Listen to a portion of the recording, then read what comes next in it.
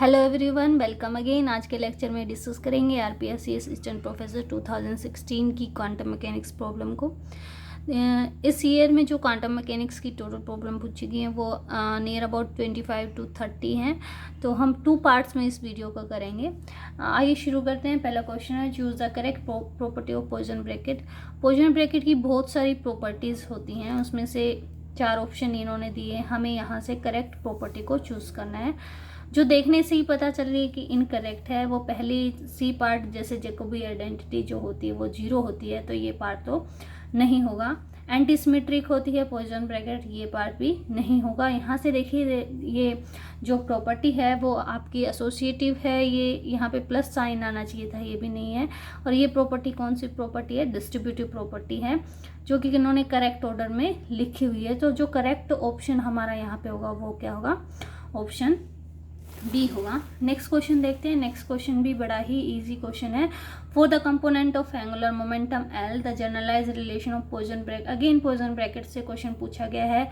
L I L J की poison bracket किसके equal होती है? तो देखने से ही पता चल रहा है इसकी जो पॉइजन ब्रैकेट है वो इसके इक्वल होगी एप्सिलॉन आई जे के एल के, जहाँ पे जो एप्सिलॉन आई जे के जो है हमारे पास लेविस-विटा सिंबल है। इस सिंबल की जो वैल्यू होती हैं वो इस तरीके से होती है। अगर ये 1 होती है, अगर आपका आई जे के क्या हो? साइक्लिक ऑर्डर में हो। अगर साइक्लिक ऑर्डर है तो ये वैल्यू 1 होगी। अगर मान लो इनमें से i इक्वल टू जे है या j इक्वल टू के है, ये कोई भी 2 टर्म अगर आपकी इक्वल हैं तो ये वैल्यू जो है 0 हो जाती है। और ये जो वैल्यू है -1 होगी अगर वो साइक्लिक नहीं होंगे। साइक्लिक ऑर्डर में नहीं होंगे तो ये टर्म क्या आ जाती है? -1 हो जाती है। तो ये poison bracket L I L J की जो वैल्यू होगी किसकी इक्वल होगी? एप्सिलॉन आई जे के एल के इक्वल होगी। तो करेक्ट ऑप्शन हमारा हो जाएगा ऑप्शन सी। नेक्स्ट क्वेश्चन देखते हैं। नेक्स्ट क्वेश्चन भी बड़ा ही इजी क्वेश्चन रहा। A proton is accelerated with the potential v. Its de Broglie wavelength is lambda. एक प्रोटॉन के लिए de Broglie wavelength lambda दी गई है जिसका पोटेंशियल क्या है? v है। The de Broglie wavelength associated with deuteron which is accelerated with the potential 2v will be. Deuteron में जो होते हैं एक न्यूट्रॉन और एक प्रोटॉन होता है, और प्रोटॉन एक हमारे पास दूसरा जो पार्टिकल है वो प्रोटॉन है। तो यहाँ पे आपको पहले लिखना है what will be the formula for D Broglie wavelength, अगर आपको वहाँ पे पोटेंशियल दिया गया है। तो देखिए फॉर्मूला जो होता है वो होता है डी ब्रोगली वेवलेंथ का, lambda is equal to h over √2m q V. अगर पोटेंशियल की फॉर्म में हमें लिखना है, क्यू चार्ज हो गया, मास ऑफ पार्टिकल हो गया, और पोटेंशियल जो भी वहाँ पे अप्लाई करना है।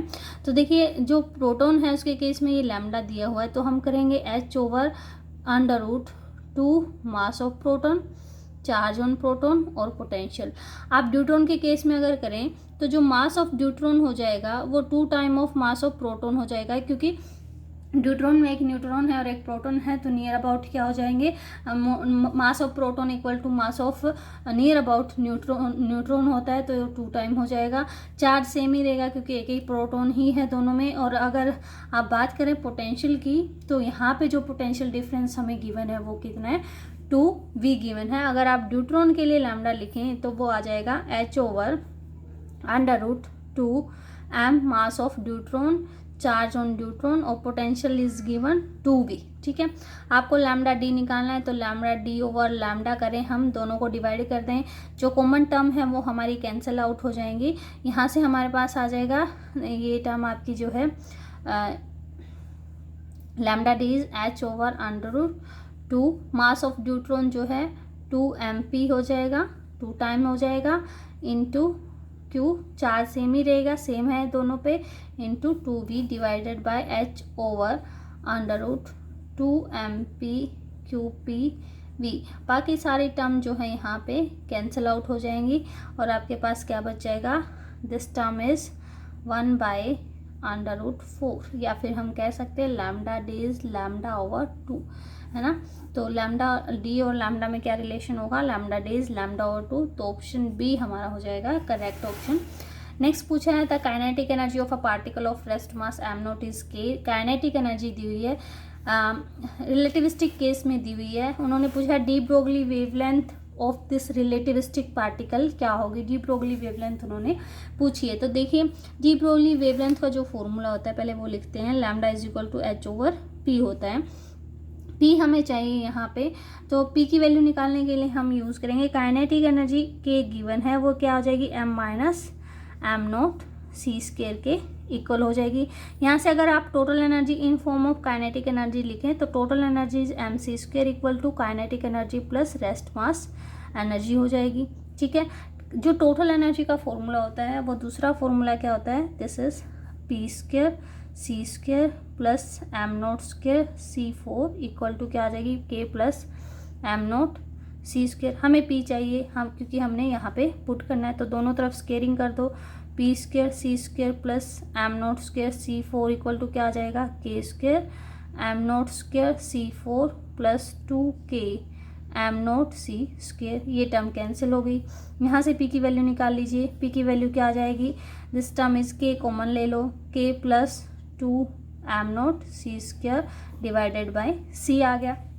अंडर रूट ले लिया हमने, तो यहाँ पे अंडर रूट और इधर क्या आ जाएगा, p और इधर आ जाएगा c। ये वैल्यू यहाँ पे पुट कर देंगे तो लैम्डा क्या आ जाएगा, H C over under root k into k plus 2 am not C square. So the correct option is option C.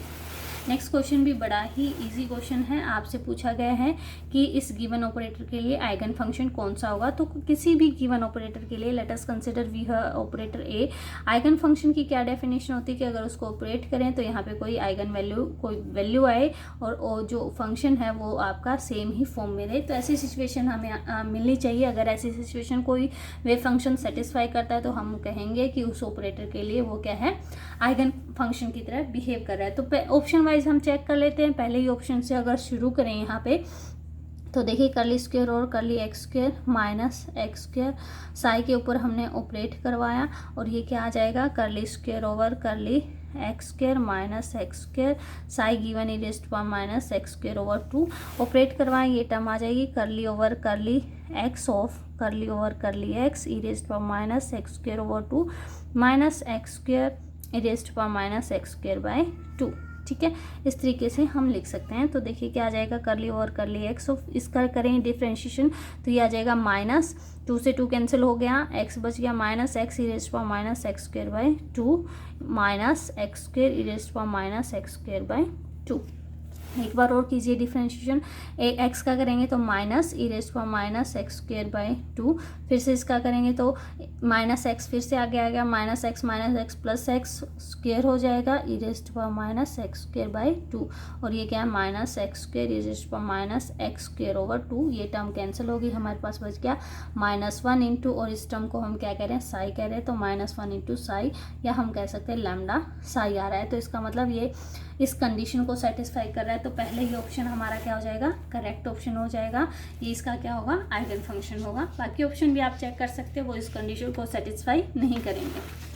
Next question देखते हैं, multiplication of 2 linear operator is. ठीक है, लीनियर ऑपरेटर की जो डेफिनेशन है उसके अकॉर्डिंग क्या होना चाहिए कि अगर आप एक ऑपरेटर को कहीं 2 फंक्शन के ऊपर ऑपरेट करते हैं, हमने 2 फंक्शन लिए, तो ये ऑपरेटर इस तरीके से आना चाहिए आपका, a f of x plus a g of x, या फिर अगर आप किसी ऑपरेटर को ऑपरेट करते some alpha f of x पे, तो ये वैल्यू देना चाहिए ए एफ ऑफ एक्स। ठीक है, इसलिए अगर ये दोनों कंडीशन सेटिस्फाई करता है कोई ऑपरेटर तो हम कहते हैं लीनियर ऑपरेटर है।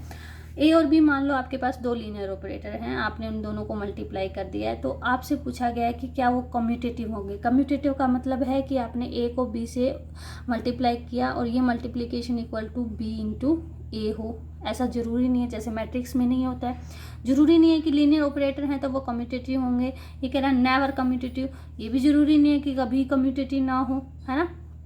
पहला ऑप्शन है ऑलवेज कम्यूटेटिव, जरूरी नहीं है। नेवर कम्यूटेटिव, ये भी जरूरी नहीं, हो भी सकते हैं।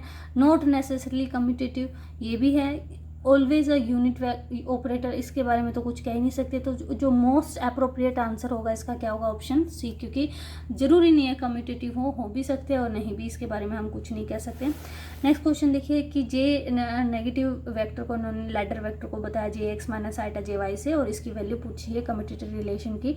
तो देखिए जे जेड और जे माइनस की वैल्यू आपसे पूछी है। जे माइनस को उन्होंने ऑलरेडी बता दिया है, जे Z J x minus eta J Y. यहाँ पे प्रॉपर्टी लगा दीजिए, कम्यूटेटिव ब्रैकेट हो जाएगा जे जेड जे एक्स के इक्वल माइनस आइटा बाहर रख लो जे जेड, और यहाँ आ जाएगा जे वाई। ठीक है, इसको अगर सोल्व करते हैं आप देखें साइक्लिक ऑर्डर में है, जेड के बाद एक्स ही आता है, तो ये टर्म आ जाएगी आइटा एच कट जे वाई आ जाएगा। यहाँ पे माइनस आइटा आ गया, जेड के बाद वाई नहीं आता है, वाई के बाद जेड आता है, साइक्लिक ऑर्डर में नहीं है, तो क्या आ जाएगा, ये आ जाएगी माइनस आइटा एच कट जे एक्स आ जाएगा। ये टर्म आ गई आइटा एच कट जे वाई, माइनस माइनस प्लस और आइटा स्क्वायर होगा अगेन माइनस एच कट जे एक्स। अगर यहाँ से माइनस एच कट बाहर ले लें तो ये टर्म बच जाएगी J x minus eta J y. So this term is minus h cut J minus, again क्योंकि इस टर्म को क्या बता रहा है, वो जे माइनस से बता रहा है। तो हमारा करेक्ट ऑप्शन हो जाएगा ऑप्शन डी। नेक्स्ट क्वेश्चन देखें, नेक्स्ट क्वेश्चन क्या है, if A and B are self adjoint operator which of the following statement is true. Self adjoint operator का क्या मतलब है कि ए डैगर इक्वल टू क्या आना चाहिए, ए आना चाहिए, उसको हम बोलते हैं सेल्फ एडजॉइंट ऑपरेटर। तो पहला देखते हैं कि या क्या ये भी होगा, मान लो ए प्लस बी, बी ए का डैगर अगर हम लें तो क्या आ जाएगा आपका, ए बी का डैगर प्लस बी ए का डैगर आ जाएगा। इसको ऑपरेट करें तो क्या आ जाएगा, बी डैगर ए डैगर प्लस ए डैगर बी डैगर, और क्योंकि ये दोनों ही सेल्फ एडजॉइंट दे रखे हैं तो ये क्या आ जाएगा बी, और ये आ जाएगा ए प्लस ये आ जाएगा ए, ये आ जाएगा बी। तो देखिए ए प्लस बी का डैगर उसी के इक्वल है, तो पहला तो सही है कि सेल्फ एडजॉइंट है। और आपसे क्या पूछा गया है, कौन सी स्टेटमेंट ट्रू नहीं है, सॉरी इसमें मैंने क्वेश्चन में रॉन्ग स्टेटमेंट इसमें पूछी गई है, रॉन्ग स्टेटमेंट पूछी गई है कि इसमें से कौन सी स्टेटमेंट रॉन्ग है, तो वो तो सेल्फ एडजॉइंट होंगे। Next eta A B minus B A self adjoint है, ये पूछना है, तो ये भी हो जाएगा eta A B minus B A. अगर आप इसका डैगर लेते हैं तो क्या आ जाएगा, आइटा का माइनस आइटा आ जाएगा, ये आ जाएगा ए बी का डैगर माइनस बी ए का डैगर करें तो ये आ जाएगा माइनस आइटा, ये आ जाएगा B dagger A dagger minus A dagger B dagger. इसको सोल्व करें माइनस आइटा, ये आ जाएगा बी ए, ये आ जाएगा ए बी। तो अगेन क्या आ जाएगा आइटा, इसको अंदर कंसिडर करें तो ये आ जाएगा A B minus B A, again से वही टर्म आ गई, तो इसका मतलब ये भी है। A B self adjoint only if A B equal to B A, अगर ऐसा हो ये सही है। ए बी सेल्फ एडजॉइंट कब होगा, जब ये टर्म क्या आ जाएगी बी डैगर ए डैगर, और जो ये टर्म है आपकी क्या आनी चाहिए हमारी, this term should be equal to A B आनी चाहिए। तो वो कब होगा, ये बी ए आ गया, लेकिन आनी क्या चाहिए, ए बी आनी चाहिए। वो कब आएगी, जब ये क्या हो, इसके इक्वल हो तभी आ जाएगी, तो ये भी ठीक है। A B is never B self adjoint, ऐसा नहीं हो सकता, ए बी कभी भी सेल्फ एडजॉइंट ना हो, तो जो रॉन्ग स्टेटमेंट है वो क्या होगी, डी हो जाएगी हमारी। नेक्स्ट क्वेश्चन देखें हम, नेक्स्ट क्वेश्चन जो पूछा गया है वो भी ऑपरेटर पे ही है। इसमें पूछा गया है wrong statement about the projection operator.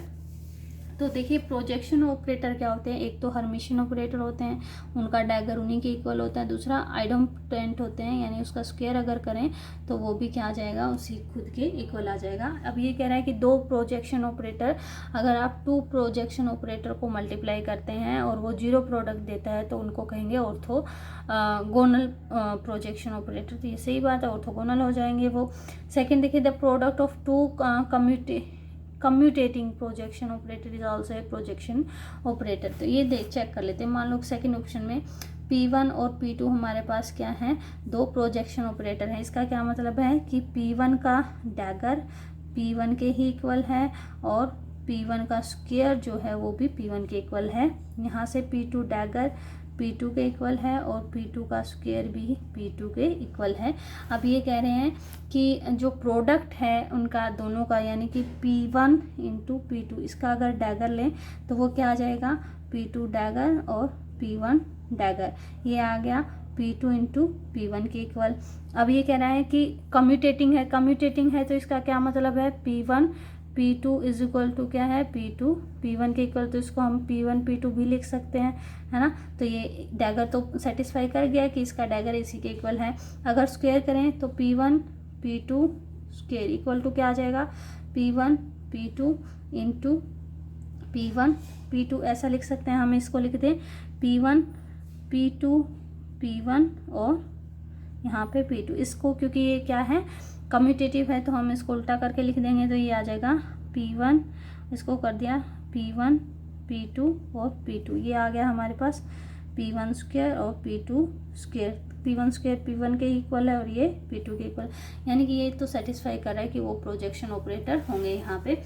Next करते हैं, the sum of two projection operator is always a projection operator. ये वाली टर्म लास्ट वाली अगर देखें तो वो आ जाएगी, नॉर्मलाइज कंडीशन अगर है तो वो आ जाएगी, लेकिन ये नहीं आएगी। ऐसे ही आप सम का करके देखोगे तो उसमें कंडीशन आ जाएगी कि वो एंटी सिमेट्रिक होनी चाहिए, तो ये वाली कंडीशन जो है वो रॉन्ग कंडीशन है।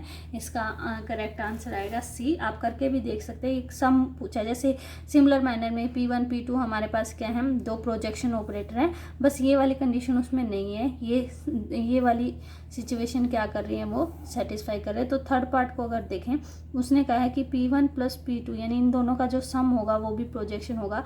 डैगर अगर लें क्या आ जाएगा, P1 dagger plus P2 dagger, यानी P1 प्लस P2 आ गया, ठीक है, क्योंकि P1 P2 इंडिविजुअली क्या है, प्रोजेक्शन ऑपरेटर है। स्क्वायर अगर करें P1 plus P2 into P1 plus P2 square हमने किया, स्क्वायर अगर देखें तो स्क्वायर क्या आ जाएगा हमारे पास, equal to P1 square plus P2 square plus P1 P2 plus P2 P1। अब P1 स्क्वायर तो P1 है, P2 स्क्वायर P2 है, ये टर्म जीरो होनी चाहिए, तभी जो है P1 प्लस P2 का स्क्वायर क्या है P1 ये टर्म जीरो होनी चाहिए। जीरो होने का क्या मतलब है, ये क्या होनी चाहिए, एंटी कम्यूट करने चाहिए एक दूसरे के साथ, तभी ये वाली कंडीशन जो है सम जो होगा दो प्रोजेक्शन ऑपरेटर का वो क्या होगा, आपका प्रोजेक्शन ऑपरेटर होगा। तो रॉन्ग स्टेटमेंट क्या हो जाएगी, ऑप्शन सी हो जाएगा। नेक्स्ट क्वेश्चन जो है, ए और बी दो ऑपरेटर हैं जो कम्यूट कर रहे हैं, कम्यूट विद देयर कम्यूटेटर के साथ कम्यूट कर रहे हैं, तो ई की पावर ए और ई की पावर बी किसके इक्वल होगा, ये हमें बताना है। तो ई की पावर ए ई की पावर बी वैसे तो जनरली अगर हम देखते हैं तो वो ऐड हो जाता है, लेकिन किस सिचुएशन में ऐड होता है, जब वो आपस में कम्यूट कर रहे हो तब ऐड होता है, लेकिन वो क्या किसके साथ करें, अपने कम्यूटेटर के साथ कम्यूट करें। तो इसका करेक्ट ऑप्शन क्या हो जाएगा, option B is the correct option, ये इक्वेशन इसके इक्वल आती है। नेक्स्ट क्वेश्चन देखें, the wave function of a particle moving in one dimension box. Wave function ये गिवन है, प्रोबेबिलिटी पूछी 0 से 1 के बीच में, तो प्रोबेबिलिटी का फॉर्मूला लगा देते हैं, इक्वल टू क्या आ जाएगा, इंटीग्रेशन जहाँ से जहाँ तक दिया 0 to a psi star psi dx, 0 से a/2 के बीच, बस साई स्टार साई लिख दीजिए, कितना आ जाएगा √2/a, तो 2/a हो जाएगा 0 टू a/2, और इसको सोल्व अगर करें तो ये आ जाएगा sine square pi x/a into dx आ जाएगा। यहाँ से अगर आप इसको सोल्व कर रहे हैं तो ये टर्म आ जाएगी 2/a integration 0 to a/2 1 minus cos of 2πx/a into dx by 2 है, उसको मैंने बाहर लिख लिया, 2 से 2 हमारा क्या हो जाएगा, कैंसिल हो जाएगा। अब देखिए आ जाएगा 1/a इंटीग्रेशन 0 टू a/2, 1 का इंटीग्रेशन करेंगे तो 1 का इंटीग्रेशन x कोस का आ जाएगा, इंटीग्रेशन तो कर ही दिया, x sine of 2πx/a divided by 2π/a और 0 टू a/2 लिमिट है, पुट कर दीजिए, लिमिट क्या आ जाएगी 1/a इंटू a/2, इसमें a/2 पुट करेंगे साइन पाई 0 होता है, 0 लिमिट पुट करेंगे, ये 0 ये भी 0 हो जाएगा, तो ये आ जाएगा 1/2, तो ये प्रोबेबिलिटी क्या आ जाएगी हमारी 1/2 is the correct option. Next देखते हैं, next question is a particle of mass m is incident on a rectangular potential barrier of height V not. एक पोटेंशियल बैरियर का क्वेश्चन है ये कि पोटेंशियल बैरियर हमें दिया हुआ है जिसकी जो हाइट है वो क्या है, वी नोट है। इसका पूरा आर्टिकल मैंने चैनल पे अपलोड कर रखा है, अगर आपको पूरा आर्टिकल देखना है तो आप चैनल से देख सकते हैं। डिस्क्रिप्शन में मैं इस वीडियो का लिंक डाल दूंगी। फाइनाइट पोटेंशियल बैरियर का हाइट दे रखी है। अब उन्होंने कहा है कि एक इंसिडेंट पार्टिकल की जो एनर्जी है अगर हाइट के इक्वल हो जाए उस सिचुएशन में ट्रांसमिशन कोफिशिएंट किसके इक्वल होगा, ये क्वेश्चन हमसे पूछा गया है।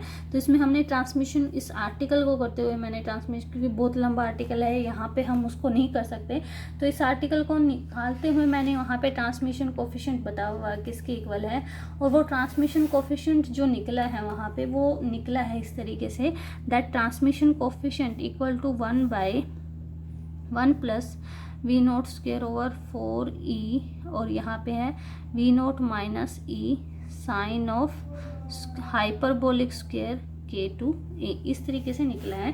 जहाँ पे k1 और k2 की अगर बात करें, k1 स्क्वेयर हमारे पास था 2me over h cut square, और k2 स्क्वेयर जो आता है यहाँ पे वो आता है 2m over h cut square, और v नोट माइनस ई के इक्वल आता है। अब यहाँ पे ये कह रहा है कि अगर हाइट इक्वल हो जाए, यानी व्हेन ई जो है नियरली इक्वल टू क्या हो जाए, v नोट, उस सिचुएशन में जो k2 है वो किसको टेंड कर जाएगा, 0 को।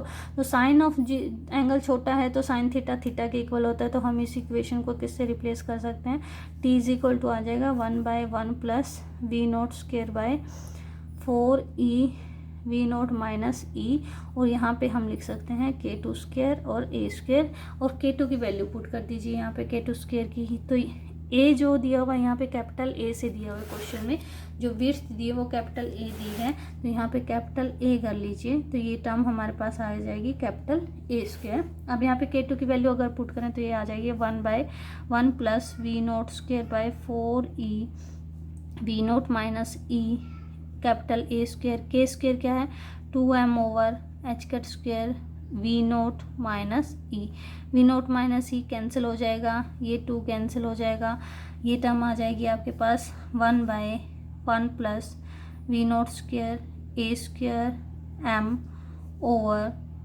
2e h cut square. अब क्योंकि e v के इक्वल है तो एक ये पावर कैंसिल हो जाएगी, क्यों हो जाएगी, क्योंकि e क्या है v के इक्वल है, v नोट के इक्वल है, तो ये आ जाएगा 1/1 plus we not a square m over 2 h cut square, या फिर हम कर सकते हैं 1 plus we not m a square by 2 h cut square की पावर -1। तो करेक्ट ऑप्शन हमारा हो जाएगा option B. Option B is the correct one. Next question देखते हैं। नेक्स्ट क्वेश्चन है the probability of finding a simple harmonic oscillator in the classical limit is. ठीक है, पहले तो देखिए सिंपल हार्मोनिक ऑसिलेटर का जो वेव फंक्शन होता है वो होता है alpha over root pi raise to power 1/2 raise to power minus alpha square x square by 2, जहाँ पे अल्फा स्क्वेयर जो होता है वो होता है m ओमेगा ओवर एच का। ठीक है, इसके इक्वल होता है, ये वेव फंक्शन होता है। आपसे पूछा गया क्लासिकल लिमिट में रहने की प्रोबेबिलिटी कितनी है। पहले तो मान लीजिए जो क्लासिकल लिमिट है हमारी, let us consider classical limit पता होनी चाहिए, वो मान लिया हमने कि लेट अस कंसीडर वो -a से a तक है।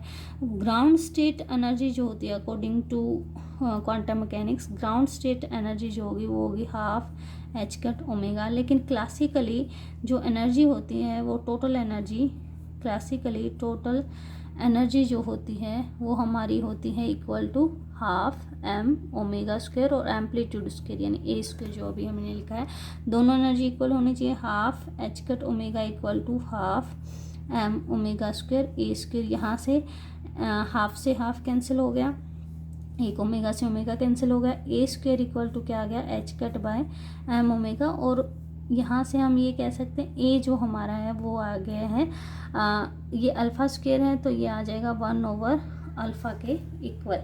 ठीक है, 1 ओवर ये अंडर, हाँ a स्क्वायर ये आएगा ना, a करेंगे तो अंडर रूट आ जाएगा, तो अंडर रूट को सोल्व करोगे तो क्या आ जाएगा 1/अल्फ़ा के इक्वल। अब हमें क्लासिकल लिमिट में ही वैल्यू निकालनी है, तो क्लासिकल लिमिट में प्रोबेबिलिटी का क्या फॉर्मूला हो जाएगा, इक्वल टू इंटीग्रेशन माइनस ए से ए तक साई स्टार साई और डी एक्स, ये वैल्यू पुट करें तो ये आ जाएगा, ए की वैल्यू क्या है, ये अल्फ़ा माइनस ए बाय अल्फ़ा से 1 बाय अल्फ़ा तक, और ये वैल्यू पुट करें तो ये आ जाएगा alpha by root pi e rest for minus sine to psi star किया तो अल्फ़ा स्क्वेयर एक्स स्क्वेयर और डी एक्स। अब अल्फ़ा एक्स को हम पुट कर लेते हैं सम क्यू, तो यहाँ से अल्फ़ा डी एक्स को आप क्या बोल सकते हैं, डी क्यू से रिप्लेस कर सकते हैं। ये वैल्यू आ जाएगी 1 by root pi integration minus 1 by alpha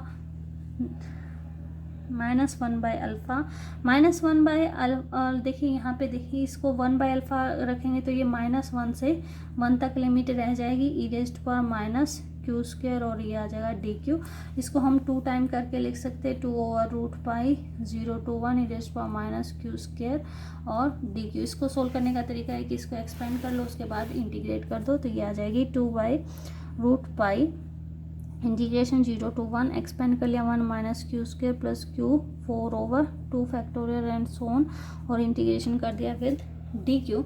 यहाँ से इंटीग्रेशन के बाद 2 ओवर रूट पाई इंटीग्रेशन क्या आ जाएगा q minus q cube over 3 plus q 5 over 10 and so on limit 0 to 1 limit put करेंगे तो 2 by root pi 1 minus 1 by 3 plus 1 by 10 and so on इस तरीके से आ जाएगा। और ये सोल्व करेंगे तो 0.84 वैल्यू देता है यानी कि 84%। तो विद इन क्लासिकल लिमिट रहने की पूछी उन्होंने तो क्या आ जाएगी हमारे पास 84%। इसी क्वेश्चन को ऐसे भी पूछा जा सकता है आउटसाइड द क्लासिकल लिमिट, तो यही प्रोसीजर रहेगा, ऐसे ही निकालना है।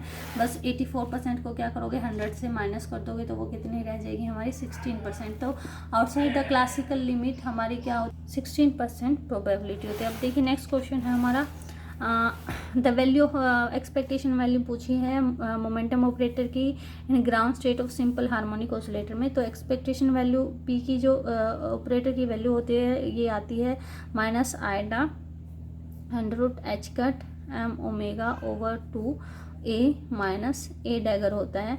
तो यहाँ पे अगर आप nth स्टेट के ऊपर अप्लाई करें तो p की एक्सपेक्टेशन का क्या मतलब है, this is operated on some n state, n के ऊपर अप्लाई करें तो ये minus eta √h m omega by 2 n operator और ये आ जाएगा a minus A dagger n।